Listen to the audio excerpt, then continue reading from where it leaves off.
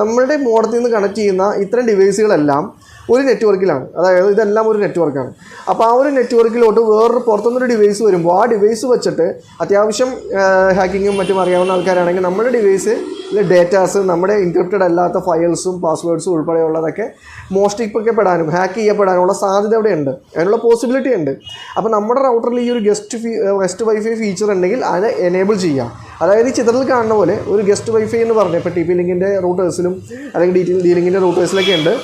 അപ്പോൾ അത് എനേബിൾ ചെയ്യുമ്പോൾ എന്താണ് അവിടെ സംഭവിക്കുന്നതെന്ന് വെച്ചിട്ടുണ്ടെങ്കിൽ അതിന് സെപ്പറേറ്റ് പേര്, അതായത് ഒരു സെപ്പറേറ്റ് പേരും ഒരു സെപ്പറേറ്റ് വൈഫൈയുടെ ഒരു സെപ്പറേറ്റ് പേരും പാസ്വേഡും അതിന് വരും. അതായത് പുറത്തുനിന്നൊരു ക്ലയൻറ്റ് വരികയാണെങ്കിൽ പുറത്തുനിന്ന് ഒരാൾ വന്നിട്ട് നമുക്ക് ഒരു പാസ്വേഡ് ചോദിക്കുന്ന ആൾക്കാരുടെ അടുത്ത് നമ്മൾ ഈ ഒരു പാസ്വേഡ് പറഞ്ഞു കൊടുക്കുക. അതായത് നമ്മുടെ ഈ ഗസ്റ്റ് വൈഫൈയുടെ പാസ്വേഡ് പറഞ്ഞു കൊടുക്കുക. അപ്പോൾ ഗസ്റ്റ് വൈഫൈയുടെ പാസ്വേഡ് പറഞ്ഞു കൊടുക്കുമ്പോൾ എന്താണ് അവിടെ സംഭവിക്കുന്നതെന്ന് വെച്ചിട്ടുണ്ടെങ്കിൽ നമ്മുടെ ഈ